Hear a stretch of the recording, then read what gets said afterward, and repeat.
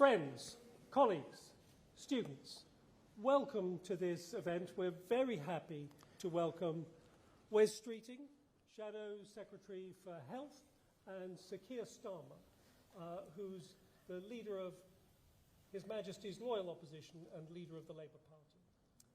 And if I can just say, for those of you who don't know me, I'm David Green. I'm the University of Worcester's Vice-Chancellor and Chief Executive. And we're about to have a 20-25-minute question and answer session with Sir Keir and with Wes. It's a great pleasure to welcome you both back to the university. Wes has played such an important role in Parliament in arguing for the expansion of medical and health education.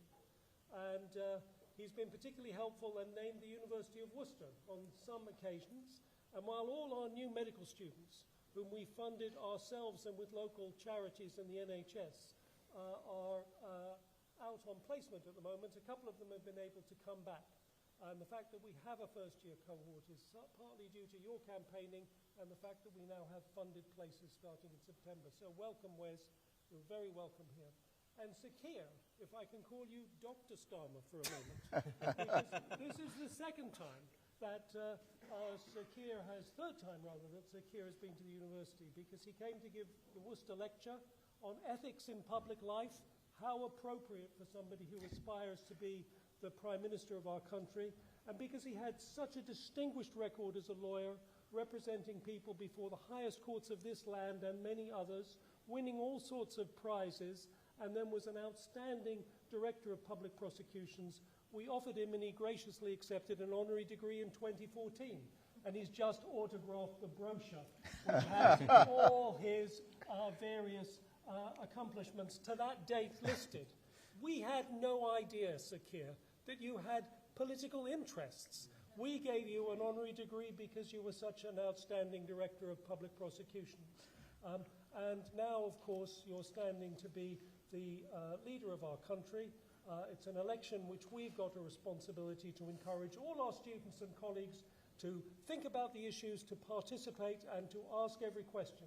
And what's now going to happen is Sir Keir's going to make a few remarks, and then we're going to take the first question, and hopefully that will break the ice.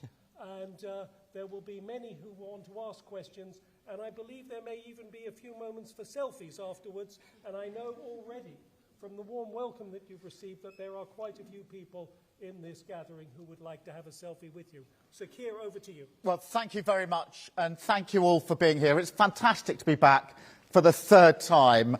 Firstly, for that lecture that I delivered. Secondly, for the privilege of getting an honorary degree from this university. That was a very special moment for me. And now to be back with you here this morning with Wes Streeting.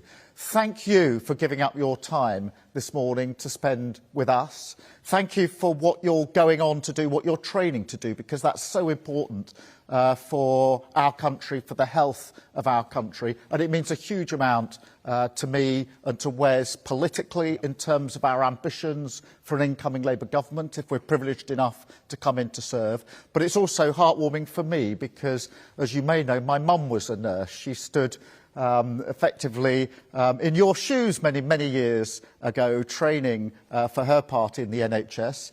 My sister equally was a nurse in the NHS. My wife currently works in the NHS in one of the big London hospitals, and her mum was the local GP. So the NHS runs through our family like DNA. So it's a really proud moment to stand here with you.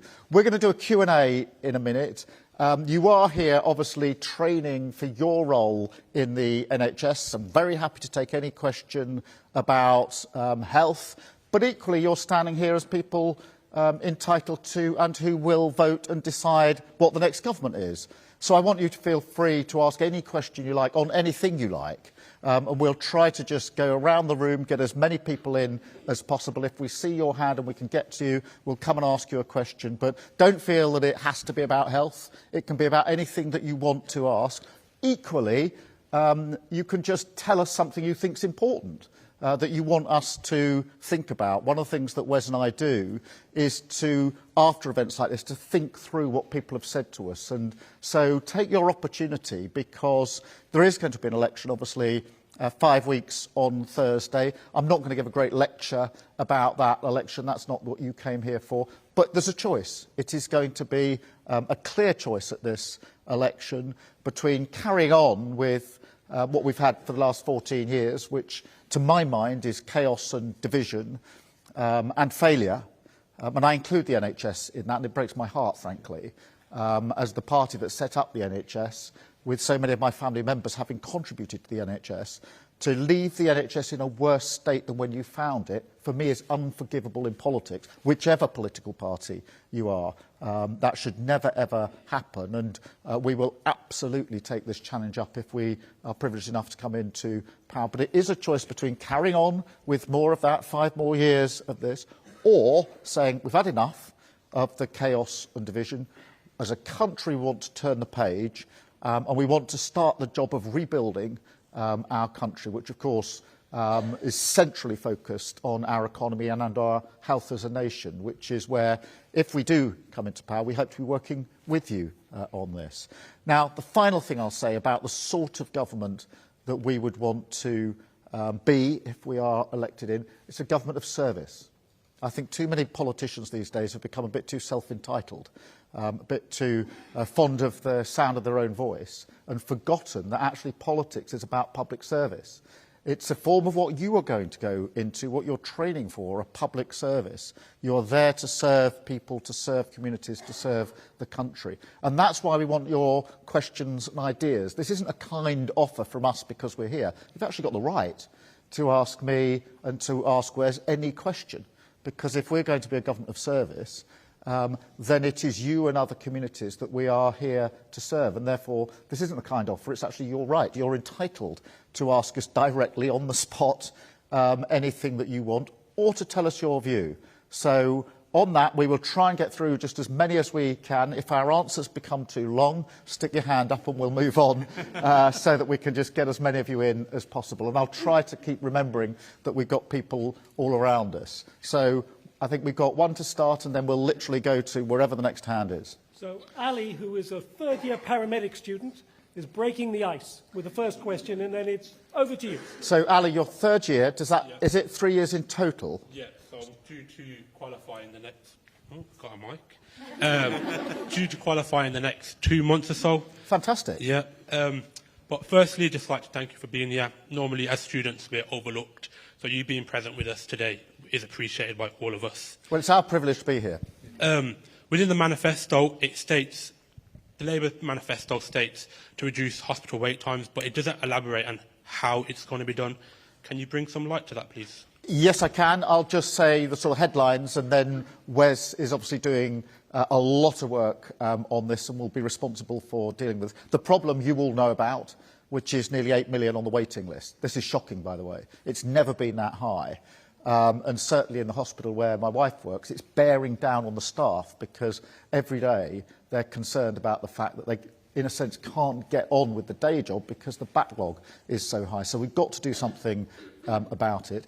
And this will be a first step, so one of the first things that we do, and not the only thing that we do for the NHS, but just the first thing, which is to have 40,000 extra appointments and operations every week. So that means using operating theatres in the evenings, on the weekends, so 40,000. We'll pay for that by getting rid of the non-dom status completely. That's the special tax status for the super rich. That means they don't pay their tax in this country. I think if you live here, you should be paying your tax here, so we'll get rid of that. We also want to get in the money that isn't being paid in tax by those that are avoiding it. That 40,000 each and every week amounts to 2 million a year, so it's a big chunk out of the waiting list. We will be working with NHS staff, so we're not going to do it to the staff. We're already talking to the staff. They'll obviously have to be paid and paid properly for doing it. There is a version of this going on in some hospitals already. So in St Thomas's, one of our London hospitals, the hospital itself has set it up because they just want to get through their backlog. Leeds Hospital, that Wes and I went to, doing the same thing. So it'll be working with the NHS to get those waiting lists down. And what I would also say is this. The last Labour government said it would get waiting lists down and did it. We got the waiting list down to the lowest level and the satisfaction in the NHS to the highest level ever. The fact that satisfaction in the NHS is at the lowest level ever now is shocking. It's soul-destroying, and you must feel this, that the government has put the NHS in a position where the people that you will be serving and caring for have less faith and confidence now than they've ever had. We've got to turn that around. So we've done it before, we'll do it again, whereas you'll be leading on this. Yeah, and what's amazing about what they did at Guy's and St Thomas's is they managed in a single day to do the same number of procedures they would normally be doing across a week. So we know this works, and one of the great things, you know, in my experience of going around a whole range of hospitals around the country, including with Keir, is often you meet people who are really burnt out, stressed out, and really feeling that moral injury because of the state of care for patients and feeling powerless to do anything about it. And yet what I saw at the hospital, I can literally see from my office window in Westminster, what we saw in Leeds was real professional pride, because these were services designed and led by clinicians, which is what gives us the confidence to know it can be done. And alongside doubling the number of CT and MRI scanners, and not just more scanners, but AI-enabled scanners, we can also get right into the 1.6 million people who are waiting with anxiety for diagnostic tests and scans. And that gives us the confidence to be able to say to you and to the country that by the end of the first term of a Labour government, we can restore NHS waiting time standards to 18 weeks, so no one is having to wait to the extent they are today. So if you've explained that St Thomas Hospital has done their working week in one day, don't you think that would lead to staff burnout and overworking of staff? Yeah, so the crucial thing is that no one is going to be forced to do these shifts, because we recognise the pressure on people's workloads. And also, I think one of the things the NHS needs to improve on as an employer is recognise what's going on with people outside work as well, particularly in terms of caring responsibilities, flexible working. So we're going to do a whole load of stuff in that area as well. But what I've been bowled over by is that people have come forward to do these shifts, not just because they appreciate the extra overtime pay, which they will get and are getting, but also because they can see the results for their patients. And this isn't locums, these aren't agency workers, these are core staff who are opting to do it. So if people are able to do it and want to do it, we'll deliver it. And to be able to work in an improving NHS, I think will do so much for staff morale and retention. So the teams in St Thomas in Leeds, we met the team there, they were organising themselves. So they'd done it and they'd volunteered to come and do the extra time because they could see the effect it was having on their patients, and that was driving them. So what we'll do is we'll take the hospitals that are doing it and use those teams from there as sort of almost crack teams to go around to other areas, say this is how we did it, so this is the sort of most effective way of doing it. But thank you for that. Where should we go next for a question? Yes? I've got a question about universal credit and being a student. I'm a mum of 4, but I've only got 2 living with me. And it's clear universal credit does not work with the student loan at all. I'm struggling, I'm barely making ends meet, can't work because I'm out on placement. What would your team or the Labour Party do to actually help that? Because there isn't any actual help there at the moment. Yeah, I think one of the problems is that universal credit, when it was rolled out, wasn't rolled out in a particularly good way, and therefore there's been lots of problems along the way in terms of how it works, but also how it interacts with other benefits and support. We may need to make sure the thing is joined up so that one doesn't sort of work against the other. So we will be looking at universal credit to try and make it work better for you. What do you think would make the most difference from your own point of view? Obviously, you've got 2 children at home with you. Yeah, me personally, when I first started doing it years ago, it was bursaried. There was no student loans, so it didn't affect anything. In fact, student nurses were a lot better off when it was bursaried. Now we're getting into debt to do a job for the country. Yeah, I mean, I feel so strongly about this. This is one of the first debates I led in Parliament as a brand new MP in 2015 when we were first elected. And my frustration about things like scrapping the NHS bursary is it's so much easier to scrap things than it is to replace them. And I want to do more for people like you, and particularly those nursing, midwifery, allied health professionals, especially where we're recruiting people in as mature students later in life. I think that's really important. On that, I'm just going to have to ask you to bear with us, because one of the things we're working so hard to do, as well as to make sure we can rebuild our country, is to rebuild trust in politics and politicians. So we're not making any promises at this election unless we can be 100% sure that the promises we make are promises we can keep and the country can afford. We will, of course, try and over-deliver, but I'd rather under-promise than over-deliver than do the opposite and make promises now and then come back in 4 or 5 years' time and say, I'm really sorry, we let you down. Can you just give your example just to my team so we've got the particular details of yours? I'll come to this side and then I'll come to that side. Yes? So you mentioned burnout earlier. Thank you. For paramedics now, it's heading towards like 3 years, which is what our training is. So I just wondered how you plan on retaining health professionals in the NHS. And what kind of things you have in process for keeping us working in the NHS? I think the burnout thing is really important in the NHS because what's happened, certainly where my wife works, is that there was a huge amount of pressure during COVID on the NHS, as you know.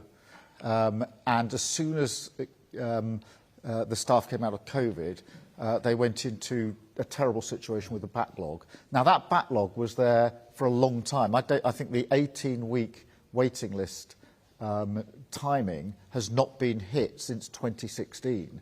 And so we need to lift the workforce up. There are things you can do straight away, like respect and dignity of the workforce. And I don't know what you feel, but if I were you and certainly working in the NHS, and I had the Prime Minister simply blaming the NHS for the problems, rather than taking responsibility as a Prime Minister, it would go a long way. Because you can't sort of clap our carers and our key workers during the pandemic and then turn around when you're challenged, as the Prime Minister does on the NHS, and say it's not my fault, it's the NHS staff. That is really disrespectful. So that needs to be in place. We need to take the pressure down, which is where the waiting list comes down, because it's very difficult to feel uplifted in your job if you know there's a waiting list that's getting bigger and bigger, because it's worrying, it takes all the time and energy. So that will help as well. And then working on staff retention so that we can have those staff retained. I think there's one more thing, and to bring Wes in on this. We haven't had the next generation of staff coming into the NHS quickly enough. So we need that. There are plans now in place for the next generation of staff to come through. I mean, you'll be part of that.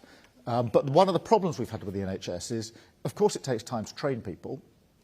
So politicians say, well, we won't do that. We won't put enough emphasis there. We'll just do other sticking plaster fixes. They don't work. You've got to do the hard yards of training the next generation to come through. But I want, to put you in a position, if we are privileged to form a government, where you not only feel really proud of what you are doing, as you will, but where we drive up those satisfaction levels, because the public are so appreciative of the NHS.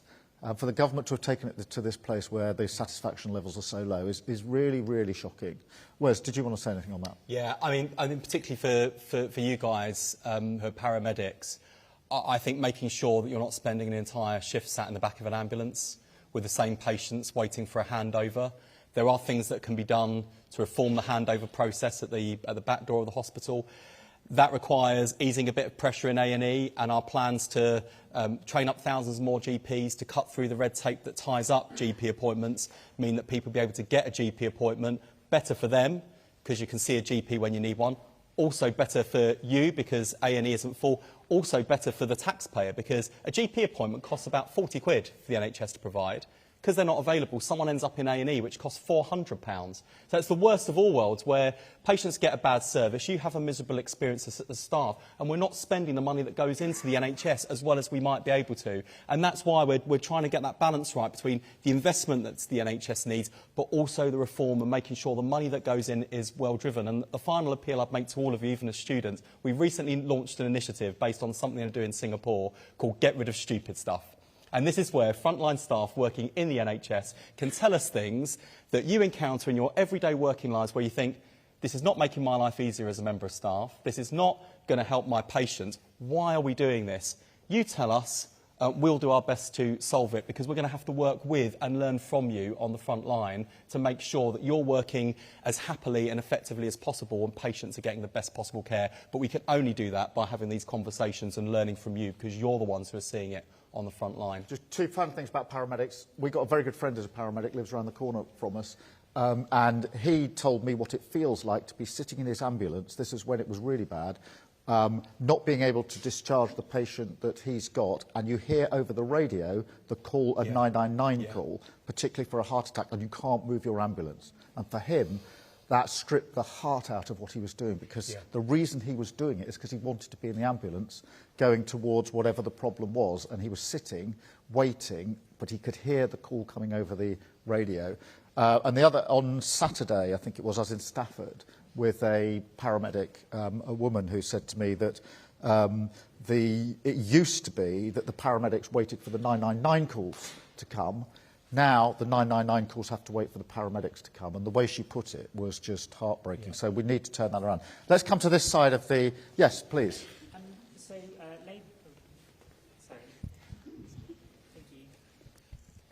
Labour have committed to implementing the cash report, which has been widely criticised by multiple LGBT plus organisations in full. Why should the LGBT plus community vote for Labour? Wes, I think you've led on this. Yeah, very much so. Look, I think if implemented properly, the CAS review can improve healthcare for trans people, particularly trans young people, who are waiting far too long on waiting lists. When they are presenting for care, they're not receiving the holistic care that they need. And as a result, we're seeing people, especially when you look at the numbers of mental ill health, self-harm, attempted suicide. I think effective treatment in this area can be the difference between not just being life-changing, but life-saving. And I understand why there's a lot of fear in the LGBT community, particularly the trans community, because the backdrop against which the CAS report landed of a really quite toxic and ugly political conversation that has made trans people feel unsafe and not included and disrespected. And it's our job to fix both of those things, the toxic political culture, but also to make sure that young people in particular get access to high quality, well-evidenced care and holistic care, and that when they reach the end of the childhood and adolescent service, that they're not just pushed off a cliff into an adult service where they feel that suddenly all that support has then disappeared. If we get this right, and if we implement the CAS review in the way that Hilary Cass has intended, I think this could be transformational actually for trans people. But I do understand why there's a lot of fear and anxiety, and it's our job to fix both of those issues, and I hope we're given the chance to do that. I think there's a wider piece here which is really important, which is, in my very strong view, over the last 10 years or more, politics have become much too divided and toxic. And you've had a government that's trying to find the differences and to divide people, instead of a government that actually tries to bring people together and to respect across differences. I think that's a really important change that we have to bring about, because the politics of division, where you're simply saying, instead of saying, what do Wes and I share, saying, where are we different? If you do that across the population, then you strip away something that's really important about community and about being the country that we are. Let's come to this side. Yes, sir. Do you want to get the microphone, because we've got a camera running and you can't be heard? Thanks for the opportunity. I would like to find out what your government will be doing to support nurses, general nurses, when they come out from school, because already there might be accumulated of debt ahead of them. And in so doing, I also like to find out what your government also will be doing to support nurses traveling abroad to seek greener pastures, because they are not enjoying the services in this country. Thank you. Well, we need to support our nurses, and that's obviously what we're talking about here this morning. Thank them for what they're doing. Make sure the environment is one in which people can want to stay here in our NHS and work in our NHS and are properly supported and feel properly valued. So that's what we want to do. It goes back to the question of retention, I think, of staff, because the burnout and the number of people leaving is a very big problem for us. So that is essential to what we need to do. Where's on nurses?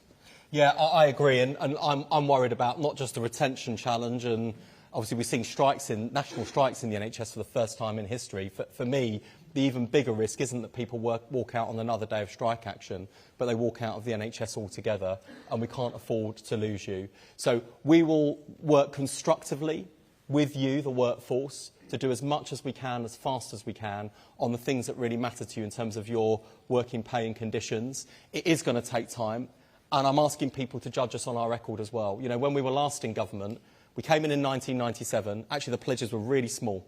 We promised to cut NHS waiting lists by just 100,000 by sacking some NHS managers. So before your managers have a mild heart attack, that's not the pledge this time around. In fact, we've gone even further in terms of what we're pledging to do. But we were asked about this question of pay. Well, can you do pay restoration? And we said, as we're saying today, we're not going to make promises unless we're 100% sure we can keep them. But you know that as the last Labour government did deliver full pay restoration. We did get waiting lists down to the lowest ever, and we got patient satisfaction to the highest ever level. So we got a strong record. And against this backdrop of cynicism about politics and politicians, can it make a difference? Can it be a force for change? Give change a chance on the 4th of July and turn to the party that founded the NHS, that has the best record on the NHS, because we, the people in this room, and I'm really looking at you now, not just the politicians here, we could be part of the generation that might be able to look back on our time, either working for the NHS or serving in government, and be able to say that we were the generation that took the NHS from the worst crisis in its history to getting it back on its feet and making it fit for the future and being genuinely proud. I know that's a far cry from where we are today, but I genuinely think we can do it with your support and with our collective efforts working together. I think it's so important in terms of retention and morale. We want you to join a workforce which, as Wes says, in 5 years' time, all of us, but you in particular, can proudly look back and say, we're the generation of incoming staff at a time when the NHS is back on the rise, is back able to cope, where people are feeling much better about the NHS. That'll be a feeling of incredible pride for you, and it's for us to create the conditions in which that could happen. Just before I leave it, is there anything on your mind that I can be thinking about on my way home? All right. I think possibly if the student, because by the time they come out of school, they're already in debt. So if a student decides to work with the NHS for, let's say, about 5 years, then all the debt have to be. Okay. So it's the debt issue. Right, brilliant, thank you. Let's go to this side. We've got some behind us. These are difficult to do because of the camera. Let's go here. Thank you. So for me, my understanding is the government always roll out funds towards health service innovations, but then these things are being debated in the parliament from a political perspective. So my question is, how is your party intending to involve students and healthcare professionals in those debates so that when you are rolling out funds, they are specifically for things that we really need towards patient safety and our safety as well? That's such a good question, and let me deal with it in two parts. Firstly, we do want to roll out more technology. Radiologists working with AI can pick up cancer so much more quickly and more accurately than working on their own. So there's huge benefits to it. And our ambition is not simply to get the NHS back on its feet, which it is, but it's also to make sure that the NHS is fit for the future. We very proudly look back on the last 70-plus years from when Labour founded the NHS. Every year we have a sort of celebration of another year of the NHS. That is good, but our job is to do effectively the same as was done after the Second World War, which is to make sure the NHS is fit for the next 70 years, not just celebrate the last 70 years. On your point, though, which is really good, when I used to run the Crown Prosecution Service, and I had 7,000 staff, so less than, obviously, the NHS staff, and they were in about 100 offices across England and Wales. And what I used to do was I went to every office, and I would have the first session of the day would be with junior staff, and I'd say to them, without any managers there, what's the biggest headache?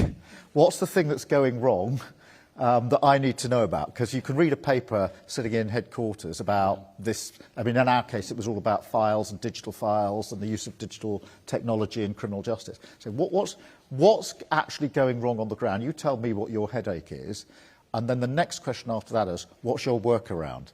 Because the staff on the ground knew the best way to deal with the problem, because they were dealing with it every day. And some of the best ideas we had came actually from the staff saying to me, look, Keir, this idea in relation to digital files is all very well, but it gets stuck in this bit of the system. And what we've done to do it is to do this with the file, and it was fantastic. We need to do the same with you and others, which is, yes, we want to use technology, yes, we want to drive this forward, but we need to talk to people on the front line about what works best, what makes a real difference, because your everyday experience, and everybody who works in the NHS, is actually the most important evidence of what is possible. That's such a good question. Thank you so much. Let's go to this side. I've got one at the back, and I know you've been waiting ages, so I will come.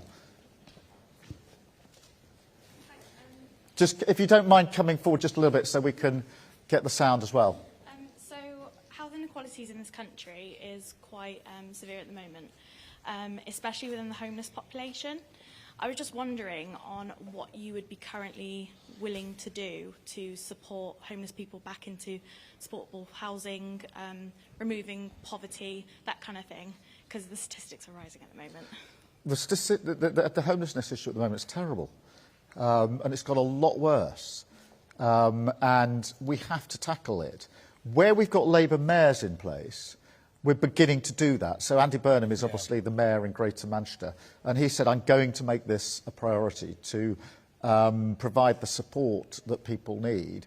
And quite often that isn't just a roof over a head, but it is a roof over a head. It's also the other support that goes with it, particularly on things like mental health. And we've got a big pledge to increase mental health in the community. But I think, you know, again, it's one of those things under the last Labour government, we were able to bring homelessness right down. It is shocking that it's back worse than it was. And just human things. You know, I've got two kids, a 15-year-old and a 13-year-old.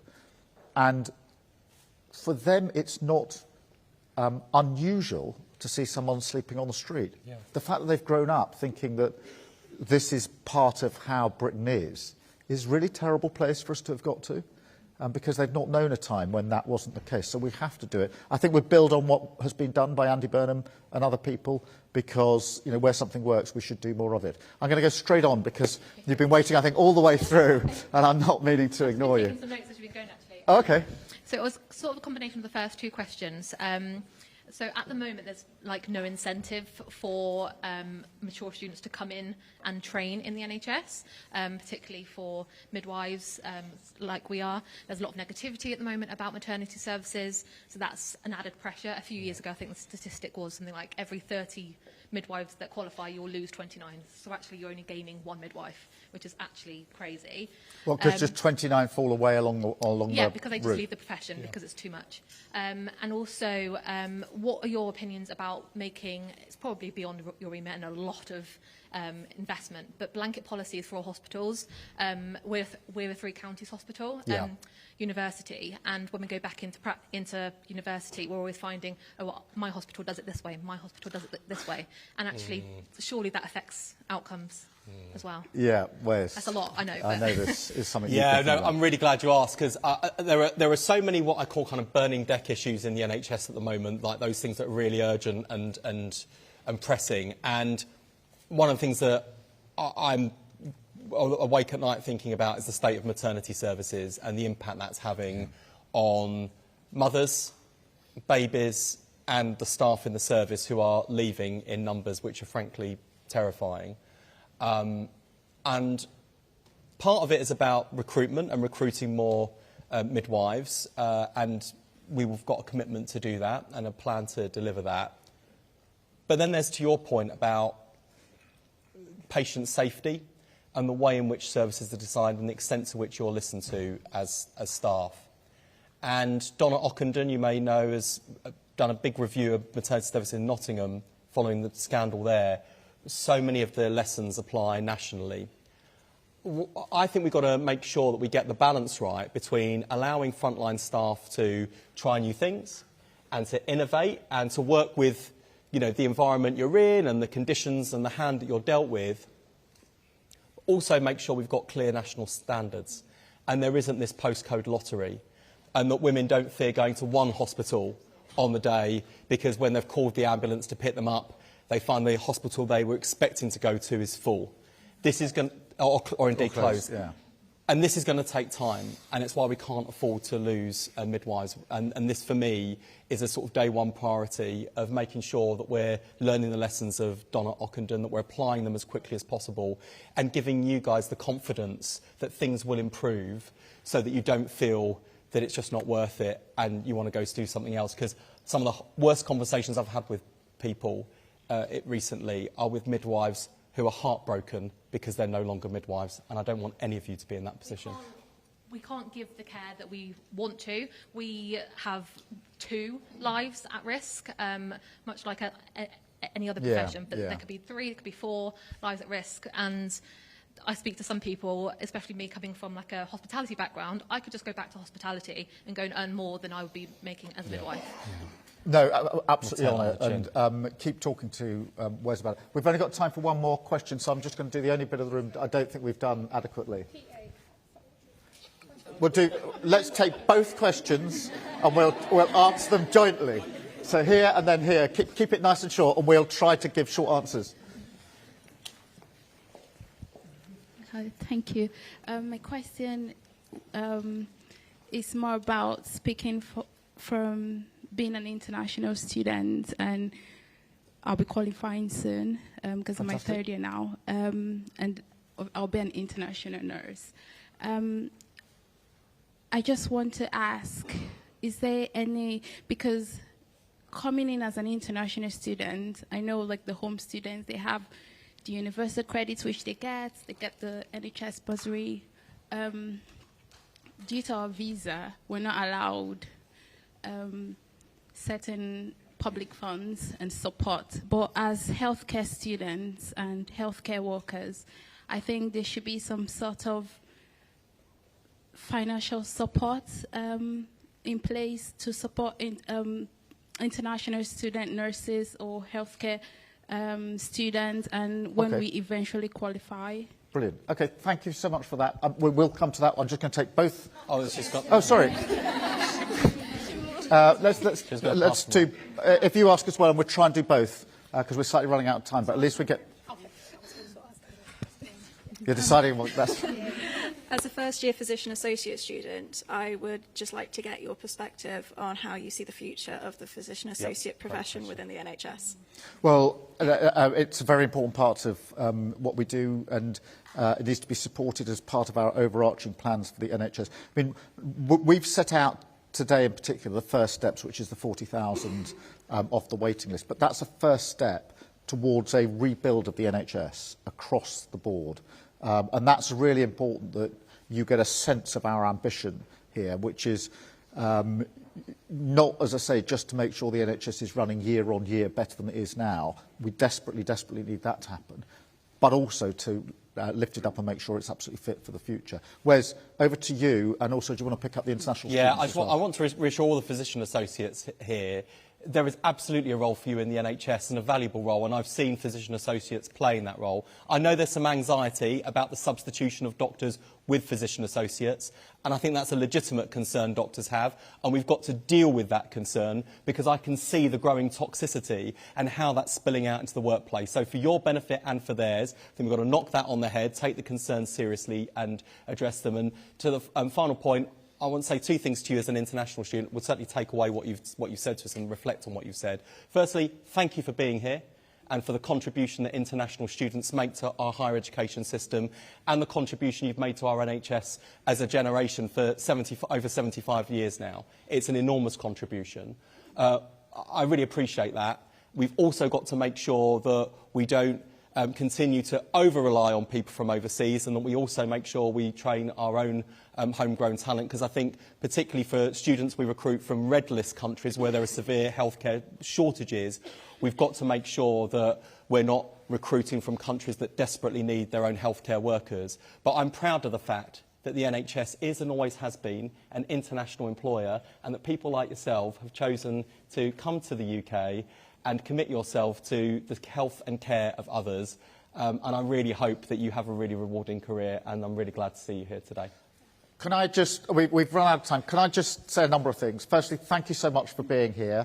Thank you for asking us questions and putting your point of view. If you did want to put a question, or you think of something later in the day that you'd like to have asked us, we will make our team available so you can send them through by email or whatever convenient way. And Wes and I will do our level best to make sure we get answers to you. So don't think this is the only opportunity. If there are other things, maybe you had your hand up, maybe you didn't, maybe you, later on this afternoon think, I wish I'd asked this, then please make sure that we get those questions or your points of view, send them through to us, and we will deal with them as a team because we want to give you the broadest possible opportunity to hear what we've got to say and to put your views across. Thank you so much for being here. Thank you for what you've chosen to do with your lives and with your careers.